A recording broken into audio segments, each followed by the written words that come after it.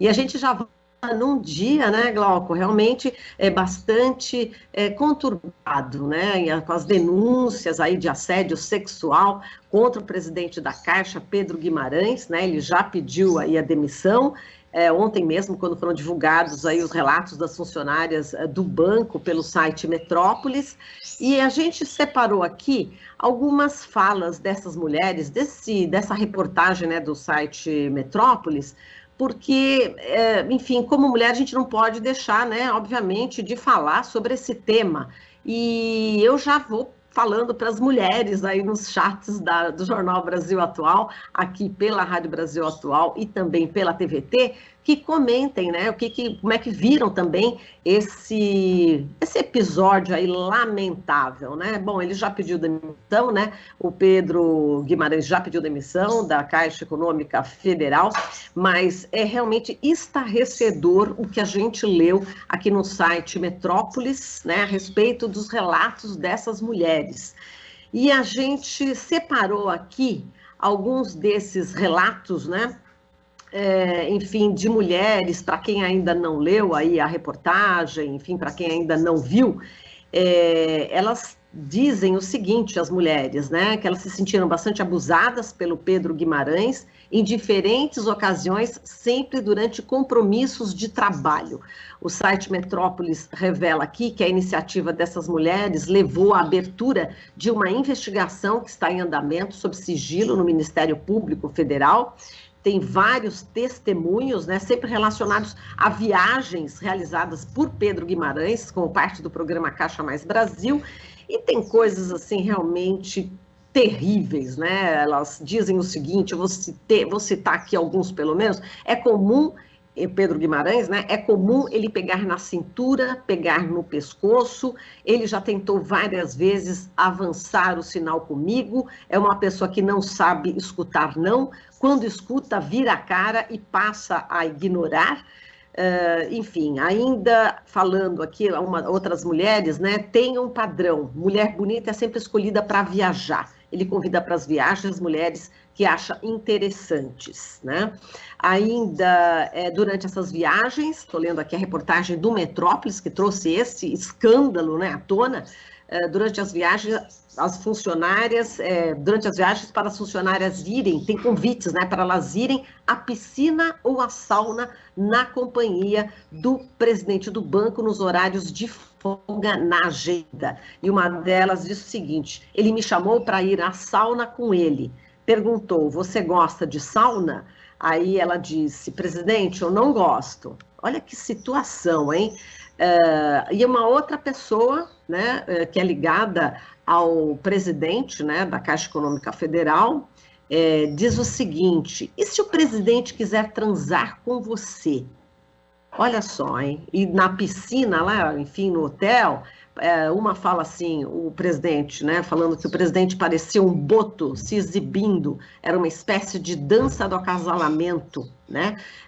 Depois, uma das mulheres ouviu uma proposta indecente, feita por uma pessoa também bem próxima, essa que eu falei, se o presidente quer transar com você. Enfim, são várias as denúncias, vai lá pedindo, né, diz que ele pedia, né, coisas, objetos, vai lá pegar para mim meu celular e tal, e aí quando chegava, né, no quarto, ela falou, vai lá, toma um banho e vem aqui depois para a gente conversar sobre sua carreira. Bom, as mulheres, nos relatos realmente apavorantes, elas, né, entravam aí realmente em pânico, crises de ansiedade. E durante o jornal hoje, realmente, a gente vai falar isso várias vezes, temos aqui algumas entrevistas que a gente vai fazer a respeito deste assunto e de outros assuntos, mas a gente vai repercutir também, porque a gente não pode deixar passar batido uma coisa dessas, né? E a gente vai falar neste momento, às 7 horas e 52 minutos, nesse momento a gente vai falar sobre uma campanha, né, que o Instituto Vladimir Herzog lançou esta semana, a campanha digital 85 anos Vladimir Herzog, Espaços de Memória. pensada para celebrar a vida e a obra de Vlado. A ação enaltece lugares de memória que levam seu nome na capital paulista. A gente vai falar com a Gabriela Oliveira de Abreu, historiadora, formada pelo Instituto de História da Universidade Federal do Rio de Janeiro e mestra em História Comparada pela UFRJ. No Instituto Vladimir Herzog, coordena a área de Memória, Verdade e Justiça. Oi, Gabriele, bom dia.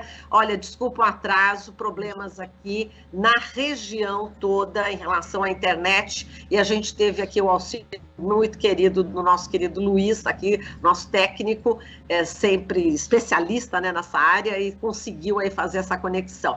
Então, Gabriele, antes da gente falar, né, desse evento, eu queria que você comentasse a respeito desse lamentável episódio aí envolvendo agora o ex-presidente da Caixa Econômica Federal, Pedro Guimarães. Oi, Marilu, bom dia a todos, um prazer sempre estar aqui com vocês. É muito ruim a gente começar o dia com essas notícias, na verdade já tem algumas semanas que no Brasil, nos Estados Unidos também, enfim, no mundo inteiro a gente tem acompanhado sucessivas notícias, acontecimentos que ameaçam diretamente o direito das mulheres, seja o direito reprodutivo, enfim, o direito de se viver num ambiente de trabalho razoável, decente, sem assédio. Então, a gente começou, claro, né, com as notícias que vem à tona e a gente pelo menos fica sabendo. Então, tem 2, 3 semanas que veio a notícia da menina de apenas 11 anos grávida, que no primeiro momento teria o direito ao aborto.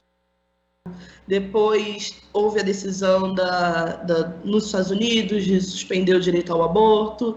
Depois vimos, semana passada, o caso da atriz Clara Castanho, também, que não preciso nem repetir as sucessivas violências com que ela passou, e agora mais essa em relação às funcionárias públicas da Caixa, em relação ao presidente da entidade.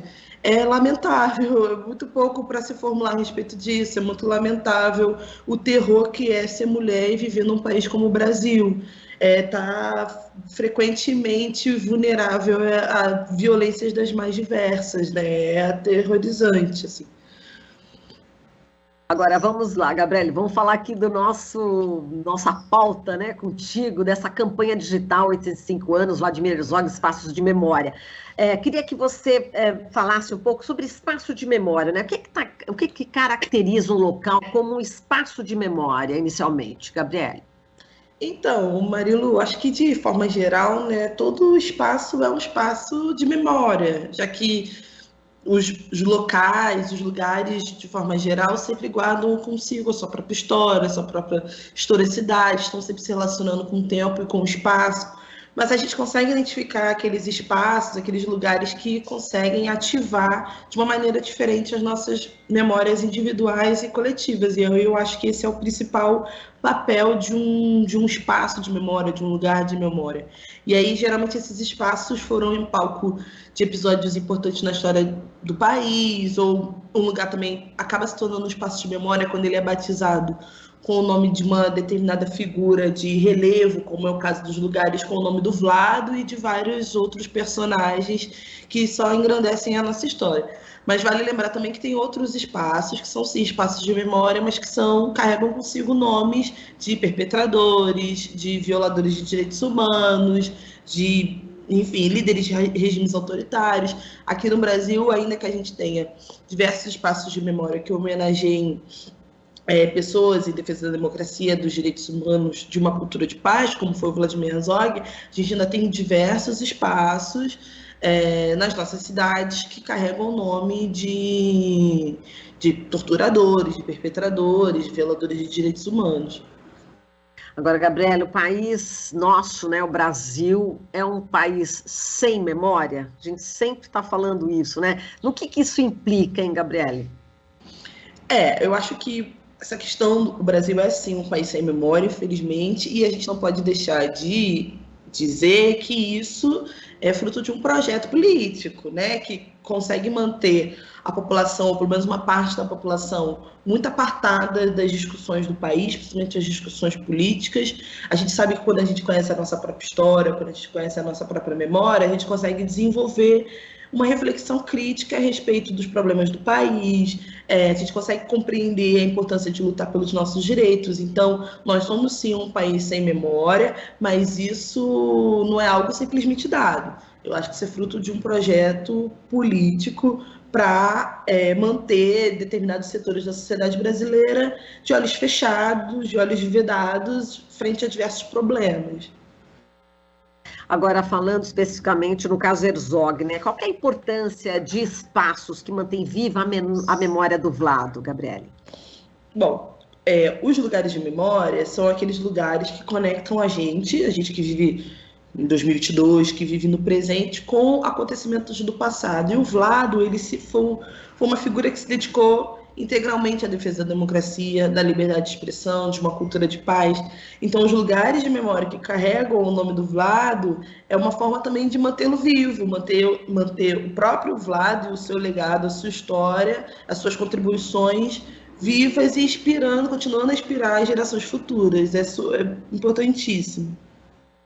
Exatamente, me inspira demais. Eu quando eu trabalhava, quando eu trabalhava também na Fundação Padre Anchieta, né, na cultura, a redação, né, levava também o nome dele, leva, aliás, o nome dele. Exato. E sempre presente, né? A gente sempre pede sempre inspiração aí em Vlado para fazer o nosso trabalho, sem dúvida alguma. Isso é muito importante que você acabou de falar, viu, Gabriele? Agora, caso alguém conheça algum local que leve o nome do Vlado, como que pode colaborar também com esse mapeamento?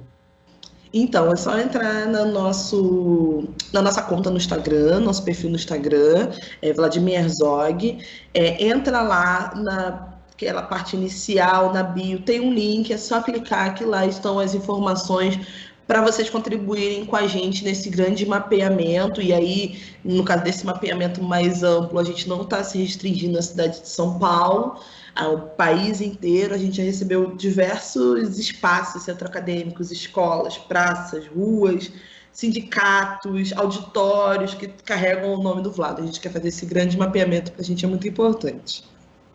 E vocês sempre vão estar atualizando isso nas redes sociais? A gente pretende realmente fazer um trabalho bastante consistente, bastante consistente a respeito desses espaços de memória, desses lugares que carregam o nome do Vlado. Quer dizer, a ideia também é pelo Brasil todo, né? Quer dizer, a ideia é trazer justamente esses espaços e ir alimentando o site, né? Exato. Porque para o aniversário do Vlado, né, para esse marco dos 85 anos do Vlado, para a gente é interessante focar na cidade de São Paulo, que foi a cidade onde o Vlado viveu grande parte, se dedicou profissionalmente, politicamente, onde, infelizmente, ele também foi assassinado. Então, a gente se concentrou para essa campanha na cidade de São Paulo, na capital. Mas o nosso interesse é identificar lugares que homenageiam o Vlado, porque a gente sabe que é uma forma de homenageá-lo, de reconhecer a sua luta, o seu legado. A gente quer fazer esse mapeamento de forma mais ampla, incluindo também outras cidades, outros estados do país. Muito bem, agora quem quer conhecer o acervo Vladimir Herzog, como é que deve fazer? A gente tem o site do acervo, acervovladimirherzog.org, é um espaço virtual riquíssimo, narrando toda a história, a trajetória do Vlado, com imagens, com vídeos de familiares, de amigos. É só entrar no site, conhecer um pouquinho mais. Nossas redes sociais também estão sempre contando um pouco mais sobre quem foi e é ainda o Vlado, e o que ele significa na vida pessoalmente, né, individualmente de muitas pessoas, mas também para a vida política do país. Essencial hoje em dia, Gabriele, a gente agradece demais aqui a sua participação, muitíssimo obrigada, mil desculpas aqui pelos problemas aqui de internet, aqui na Baixada, um forte abraço para você e até uma próxima. Então você é minha conterrânea, Marilu? Sou santista. Da Baixada Santista, olha, eu já achando que é a Baixada Fluminense. Mas bem bairrista, né? Só tem uma baixada. Temos uma baixada. E o Tu é presente também, né? Tanto aí no... Boa, Marilu, melhoras, viu? Um beijo para todos. Obrigada. Obrigada, querida, muito obrigada, um beijo. A gente falou aqui com Gabriela Oliveira de Abreu, historiadora formada pelo Instituto de História da UFRJ, mestre em História comparada também pela Universidade Federal do Rio de Janeiro. E no Instituto Vladimir Herzog, ela coordena a área de Memória, Verdade e Justiça. Aqui você ouve as notícias que os outros não dão. Jornal Brasil Atual.